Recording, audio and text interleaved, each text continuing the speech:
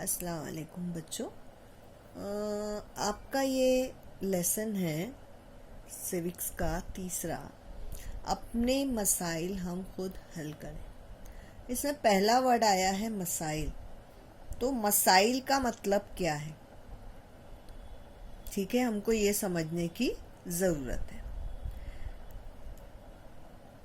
एक मिसाल दे रही हूँ कि समझ लो आपके घर में आज पानी नहीं आया, तो ये क्या बात हुई, ये क्या चीज़ हुई, एक प्रॉब्लम हुआ ना।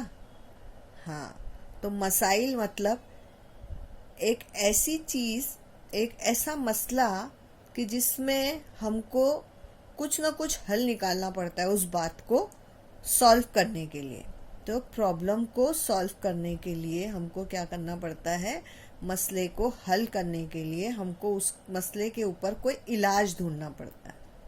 मिसाल के तौर पे हमारी कमीज़ का बटन टूट गया है, तो हम क्या करते हैं, सुई लेते हैं, धागा लेते हैं, बटन लेते हैं और फिर अपनी कमीज़ में टाकते हैं। ये एक मैंने मिसाल देने के लिए एक छोटी सी मिसाल दी हूँ बेटा। तो इसी तरह से अपने मसाइल हम खुद किस तरह से हल कर सकते हैं, यानी खुद ही। अरे आपको सिलाई आती है, आपका बटन टूटा है, आपने सी लिया। आपकी पेंसिल की शार्पनर टूट गई है, मतलब उसकी शार्पन करना है आपको, उसको पेंसिल को, और आपके पास शार्पनर नहीं है, तो आप क्या करेंगे, ये एक मसला है। शार्पनर नहीं है कि क्या करेंगे, उसको हासिल करने की कोशिश करेंगे, उस प्रॉब्लम को सॉल्व करने की कोशिश करेंगे। किससे लेंगे हम शार्पनर, अपने बाजू वाली बच्ची से लेंगे, या हम खरीदते हुए आएंगे। हम कुछ ना कुछ करेंगे अपनी पेंसिल की नोक बनाने के लिए, ठीक है ना। तो इसी तरह से इस लेसन में आपको कुछ चीज़ें बताई जा रही, जैसे कि हमारे इलाके में एक बच्ची कह रही है कि हमारे इलाके में पानी कितनी बार आता है हफ्ते में, सिर्फ 3 बार आता है। तो जाहिर बात है पानी नहीं आना भी एक बहुत बड़ा मसला है। 3 बार आ रहा है उसमें भी मसला है, क्योंकि रोज़ का काम, अब रोज़ बर्तन निकलेंगे, रोज़ नहाएंगे, रोज़ झाड़ू होगा, रोज़ पोछा होगा, रोज़ हम जो है कपड़े धोएंगे, बर्तन धोएंगे। तो ऑब्वियसली पानी तो हमारी बेसिक नीड है ना, ज़रूरत है, तो उसकी हमको ज़रूरत है। अब एक बच्चा जो अपने नाक पे जो है वो बंद करके स्कूल जा रहा है और कह रहा है कि कचरे का अंबार लगा हुआ है। अंबार मतलब इतना ढेर सारा कचरा है और नाक बंद करके स्कूल को आना पड़ता है। इसी तरह से एक साइकिल पे बच्चा जा रहा है और वो कह रहा है कि साइकिल पर स्कूल आने को इतना दिल चाहता है, लेकिन साइकिल के लिए अलग से रास्ता ही नहीं है। मीन्स अगर वो रश में आएगा और खुदा ना खास्ता उसका एक्सीडेंट हो जाए, इसलिए उसके पास साइकिल होते हुए भी उसको साइकिल से आने नहीं मिल रहा है। मेरे अब्बा को बार बार तालुके के गांव में जाना पड़ता है, कहते हैं वहाँ ज़मीन के बारे में झगड़ा चल रहा है। ये तालुके के गांव में इनका केस चल रहा होगा और इसके अब्बा को बार बार तालुके के गांव में जाना पड़ता है। अब ये तमाम मसाइल को, बहुत सारे मसाइल नज़र आ रहे हैं, तो इसको जो है हम कैसे सॉर्ट करेंगे और हम किस तरह से कम वक्त में अच्छे से अच्छा रिजल्ट आएंगे, ये देखते। सबसे पहले तो देखो हमारी अवामी ज़िंदगी, हमारे अवामी मसाइल, हमारी इज्तिमाई ज़िंदगी में मुख्तलिफ मसाइल होते हैं। मसाइल की वजह से कभी कभी हमें तकलीफ़ होती है, कभी कभी क्या होता है कि कोई एक मसला ऐसा होता है ना कि हम उसको देखते ही नहीं है, मीन्स अनदेखा करते हैं। जब हम उसको अनदेखा करते हैं तो वो एकदम शदीद हो जाता है, मीन्स ज़्यादा हो जाता है। मिसाल के तौर पे मैं एक छोटी सी मिसाल दूंगी कि एक बच्चा जो है वो बीमार है, ठीक है, बीमार है और उसने अपने घर में बताया नहीं कि मैं जो हूँ बीमार हूँ, मुझे मोशंस हो रहे हैं। अब क्या होता है, वो मोशंस जो है उसके बढ़ जाते हैं, नौबत यहाँ तक आती है कि उसको हॉस्पिटलाइज करना पड़ता है। तो अपने मसले को भी बर वक्त हल कर लेना चाहिए। फिर चाहे वो मसला अपने गांव में हो तो गांव में अलग तरह की रुकावटें होंगी, शहर में हो तो शहर में अलग तरह की रुकावटें पेश आएंगी। इनको हम क्या कह सकते हैं, अवामी मसाइल, यानी माहौल के मसाइल की शनाख्त करना। और देखो कोई भी ऐसा अवामी मसला होता है ना बेटा, तो उसको हम अकेले नहीं हल कर सकते हैं, बल्कि वो सभी की कोशिशों से मुकम्मल होता है। जब तक हम उसमें सब शामिल नहीं होंगे तब तक के हम क्या नहीं कर सकते, उस मसले को, उस तनाज़े को हल नहीं कर सकते। मिसाल के तौर पर मैं ये दूंगी कि अब ये कानून बनाया है एक छोटा सा, कि हमने अपने अपने तौर पर ही बना लिया है कि स्कूल का जो कचरा है वो हम स्कूल के कचरे को जो है वो दो तरह के बकेट में डालेंगे। एक जो है गीला कचरा होगा और एक सूखा कचरा। सूखे कचरे में आप लोगों के सारे जो है वो पेपर्स होते हैं, पेंसिल की शार्पन करते उसका बुरादा होता है, ये सारी चीज़ें आएंगी। और एक में जो आप लोग खिचड़ी खाने के बाद में जो है मतलब धोते हैं, फेंकते हैं, जो बचा हुआ होता है, वो सारा एक जैसे गीला कचरा। ठीक है, अब इनको दो डब्बों में अलग अलग रखना है। उन दो डब्बों को जो है वो अलग अलग तरीके से अलग अलग लेके जाएंगे, जो भी उसके इंचार्ज है, जो कचरा उठाने वाले हैं हमारा। अब वो जो है अपने हिसाब से ले जाएंगे। लेकिन अगर हमने वो दोनों कचरों को मिक्स कर दिया तो इससे क्या होगा, कचरा बढ़ भी जाएगा, एक ढेर लग जाएगा, और प्लस उसके साथ में एक अजीब सी बदबू भी आ जाएगी। तो हम इसको किस तरीके से हल कर सकते हैं कि गीला कचरा गीले कचरे में और सूखा कचरा सूखे कचरे में। ठीक है, और एक अकेला तो नहीं करेगा, पूरे स्कूल को लाजिम है कि वो सब चीजें करे, तभी ये काम होगा। अगर मैं अकेली, मैं सभी कर रहे, गीले में गीला कचरा डाल रहे हैं, सूखे वाले में सूखा डाल रहे, लेकिन उसमें से एक मैं अकेली जाऊंगी और सूखे वाले में गीला डाल दूंगी तो वो बर्बाद हो जाएगा। तो इसी तरह से सभी की कोशिशों से और सभी की शमूलियत से जो है वो हल हो सकते हैं। आप लोगों को एक वो दिया हुआ है तनाज़े, यानी हम झगड़े कैसे हल कर सकते हैं, वो एक मिसाल दी है कि अपने गांव या शहर में अलग अलग वजूहात से उठने वाले तनाज़े भी मसले हो सकते हैं। मुसलसल होने वाले तनाज़ों की वजह से गांव का माहौल बिगड़ता है, यकजहती कायम नहीं रहती। देखो, हिंदुस्तान एक ऐसा मुल्क है कि उसमें अलग अलग किस्म के लोग जो है वो रहते हैं। ठीक है, अलग अलग किस्म के लोग रहते हैं, हिंदू भी है, मुस्लिम भी है, सिख भी है, ईसाई भी है, बहुत सारे लोग रहते हैं। जब हम एक जैसा लड़ाइयाँ करते हैं, यानी वो हिंदू हो या मुस्लिम, किसी गलत चीज पे दोनों भी अगर लड़ रहे हैं, तो ऐसे वक्त में क्या होता है कि यकजहती कायम नहीं रहती। कौमी यकजहती मतलब हम हिंदू और मुस्लिम मिलकर नहीं रह सकते। दोनों के दिल में कदूरत आ जाती है, दोनों एक दूसरे से लड़ने के मौके ढूंढते रहते हैं। तो यहाँ पे क्या होता है, ऐसे वक्त में गांव की जो तरक्की होती है ना, वो रुक जाती है। मुसलमान बोलेगा मैं नहीं करता, हिंदू बोलेगा मैं नहीं करता। तो यहाँ पे हमको हिंदू मुसलमान छोड़कर इंसानियत का साथ देना है, क्योंकि हम दो इस हिंदू और मुस्लिम की वजह से जो रुकावटें पैदा हो रही है, उसकी रुकावट की वजह से जो है बेचारे दूसरे लोगों को तकलीफ हो रही है। जो रहने वाले लोग हैं वो हिंदू भी है और मुसलमान भी है। तो इसलिए अगर इससे तनाज़ा, हम आपस में एक दूसरे से बातचीत करनी चाहिए। पहले तो बातचीत से तनाज़े को हल करना चाहिए। अगर वो नहीं होता है फिर भी, तो इसके हल करने के लिए जो इदारे हैं और जो अदालत है उसका हमको क्या करना है, सहारा लेना है। देखो, एक और मिसाल दी आपको हेवरे बाजार की।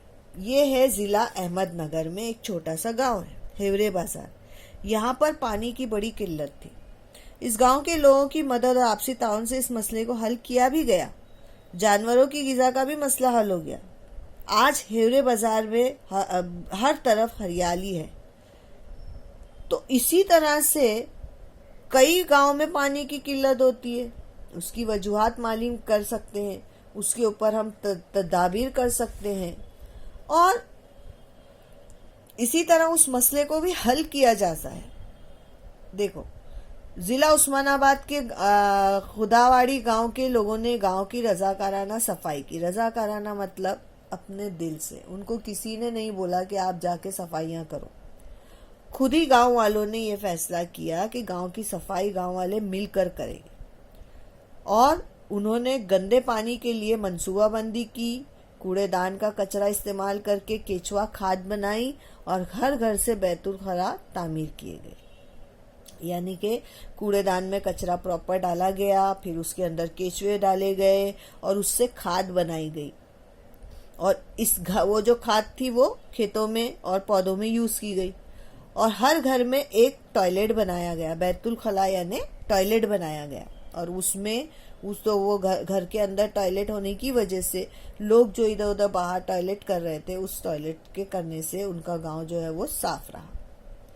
संत गाडगे बाबा, उन्होंने नज़्मों के जरिए गांव की सफाई की अहमियत लोगों के दिलों में जगाई। गाडगे बाबा लोगों से कहते थे कि सफाई, तालीम और खुद इन्हिसारी के बगैर तरक्की नहीं हो सकती। सफाई तो हमने अभी समझ लिए, अब आप लोगों को समझना बहुत ज़रूरी है बेटा। आज की बहुत ही अहम और बहुत ही ज़रूरी चीज़ है तालीम। तालीम के बगैर आप लोग ज़िंदगी में कुछ नहीं कर सकते, ये बात ध्यान रखो। अपने अतराफ में नज़र दौड़ाओ, कौन पढ़ाई कर रहा है, कौन जाहिल रह गया है, किसको लिखना नहीं आ रहा है, किसको पढ़ना नहीं आ रहा है। आज का ज़माना ऐसा है, कंपटीशन का ज़माना है। आप जितनी तालीम हासिल करोगे उतना ज़िंदगी में कामयाब बनोगे। जितनी आपने तालीम हासिल नहीं की है, आप पिछड़े रह जाओगे, लोगों से पीछे रह जाओगे। तो आपको गाडगे महाराज भी यही कह रहे हैं कि आपको सफाई तो है ही, लेकिन तालीम और अपने ऊपर इन्हिसार करना मीन्स खुद के काम खुद करना। जो अपना हाथ करे सो सगा बाप ना करे, ये एक कहावत है बेटा। जो अपना हाथ काम कर सकता है वो अपने अब्बा भी नहीं कर पाएंगे जो हम कर सकेंगे अपने हाथ से। या अब्बा का जो हाथ है वो हाथ पे भी ये मिसाल सादिक आएगी। आप किसी के भी हाथ पे इस मिसाल को दे सकते हो कि जो अपना हाथ करे सो सगा बाप ना करे। तो आपके ऊपर आपको ये नहीं करना है कि हाँ अभी मम्मी खाना देगी तो हम खाएंगे, अम्मी ये करेंगी तो वो करेंगे। नहीं, आपको अपना काम खुद करना है। अपने कपड़े इस्त्री करना है, अपना बर्तन धोना है, अपना बर्तन खुद धोना है। इस तरह के छोटे मोटे काम करके जो है वो अपनी माँ की मदद करनी है। तो इसी तरह से जिसने तालीम हासिल कर ली उसको जिंदगी में सब कुछ बेटा हासिल हो गया, लेकिन जिसने तालीम हासिल नहीं की वो हमेशा जिंदगी में पीछे रहा, सबसे पीछे रहा। तो यहाँ पर गाडगे महाराज ने कहा है, सफाई, तालीम और खुद इन्हिसारी के बगैर किसी की भी तरक्की नहीं हो सकती। और उन्होंने अमली तौर पर सफाई करने का तरीका सिखाया। कौमी संत तुकडू जी महाराज ने भी गीतों के जरिए सफाई की अहमियत जाहिर करते हुए बताया। ये गाडगे महाराज के साथ तुकडू जी महाराज ने भी कहा, मिलजुल कर करे गांव की सफाई, नाली मोरी की भी हो सुथराई। मिलजुल कर करें गांव की सफाई, नाली मोरी की भी हो सुथराई। हंसते हंसते करें ये काम, साफ हो जाएगा हर राह हर गांव। यानी कि अगर हंसते हंसते हमने सब ने मिलजुल कर ये सफाई की तो सारे रास्ते साफ हो जाएंगे, सारी चीजें साफ हो जाएंगी।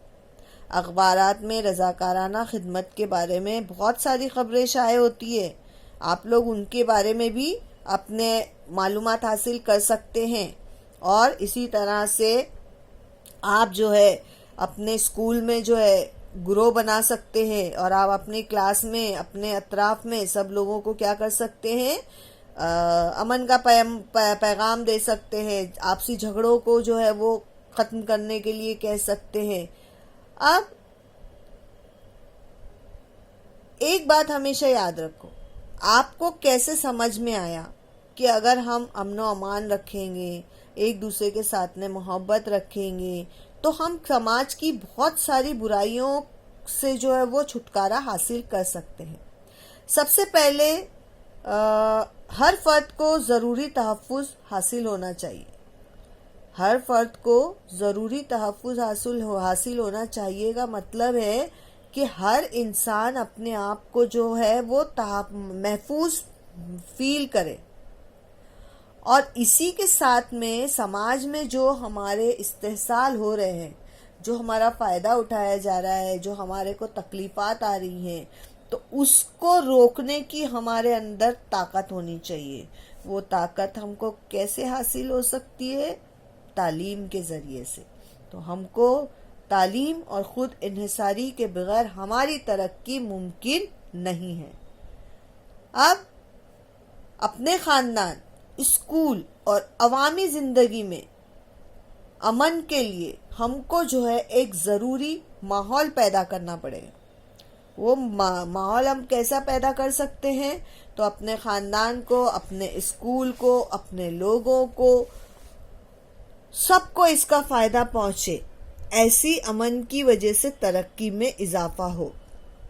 जब हम पढ़े लिखे होंगे तो हम बहुत सारी चीज़ें कर सकते हैं, अपने ख़ानदान को, अपने स्कूल को, अपने समाज को आगे बढ़ा सकते हैं, जैसे कि तिजारत, सनत, तालीम, फ़नून, अदब, तफरीह, साइंस, टेक्नोलॉजी, तहकीक, ये सारे शोबों में इर्तिका का मौका मिलेगा, तरक्की करने के मौके मिलेंगे। और इस नुक्ते नज़र से अमन व अमान सिर्फ अपनी ज़ाती ज़रूरत ना रहते हुए एक माशरती कद्र बन जाएगी, यानी कि ये जो है पूरे माशरे के लिए एक अच्छी चीज़ हो जाएगी। एक अच्छा इंसान अपने पूरे अतराफ के लोगों को भी अच्छा ही देता है। तो हमको अपनी सोसाइटी में, अपने समाज में एक अच्छा इंसान बनने की ज़रूरत है। अपनी जो भी तकलीफ़ें हैं, जो भी मुश्किलें हैं, उसको हमको अपने साथ सब मिलकर, लोगों के साथ मिलकर बात करके बाहमी ताउन के साथ मसाइल को हल करना चाहिए। आपसी बातचीत और गुफ्तगू के ज़रिए तनाज़े का हल निकलता है। अमन के ज़रिए लड़ाई करने के लिए खड़े नहीं हो जाने का कि हमने निकाल लिए झाड़ू, यहाँ से आ गए चप्पल, कि चलो यहाँ से हम मारेंगे उसको, उधर से वो मारेगा हमको, नहीं, बल्कि हमको बैठ के मसालहत से बातचीत करनी है। और ख़ानदान, स्कूल, समाज और दुनिया में अमन व अमान कायम रहे, इसका फ़ायदा सबको पहुँचता रहे। अमन व अमान एक माशरती कद्र है और ये कद्र बहुत ही ज़रूरी है, हर एक की ज़िंदगी में ज़रूरी है। अगर हमने इसके ऊपर अमल किया तो हमारे अतराफ़ का इलाका, हम सब लोग बहुत मिलजुल के रहेंगे। ना हिंदू झगड़ेगा, ना मुसलमान झगड़ा करेगा। हम लोग आपस में जो भी बात है वो एक दूसरे से बात करके, सलाह मशवरा करके उस बात के तनाज़े को हल करने की कोशिश करेंगे। तो ये जो सारी चीज़ें हैं, ये हमको क्या सिखाएगी? एक दूसरे के साथ मिलकर रहना। और अपने मसले को अगर हमने अच्छे से नहीं देखा और वो मसला जो है वो शिद्दत इख्तियार कर गया, तो वो भी हमको तकलीफ़ दे होगा। इसके लिए हम क्या करेंगे कि देखो, हर जगह दो टीम होती है, कहीं भी। अभी एक सिंपल सा ही है, घर में अगर तुम एक चीज़ डिसाइड करो कि आज क्या पकाना चाहिए, तो एक बोलेगा चिकन बनेगा, एक बोलेगा मटन बनेगा। तो इख्तिलाफ़ात तो ज़िंदगी में हर जगह मौजूद हैं। उन इख्तिलाफ़ात को हम अपनी बातों के ज़रिए एक दूसरे को समझा के, एक दूसरे को बोल के कि भाई आज मटन नहीं बनेगा, आज चिकन बनेगी, क्योंकि मटन कल बना था, आज हम चिकन खाते हैं और फिर कल हम वापस मटन बना लेंगे, है ना। तो इस तरह से एक दूसरे से बातचीत करके, नहीं तो वो शिद्दत हो जाती है ना, वो शिद्दत इख्तियार कर जाता है वो मसला, फिर वो भाई बहन झगड़ने लगेंगे कि आज ये बनना चाहिए था, वो बनना चाहिए था। तो ये मैंने खाली एक बेटा आप लोगों को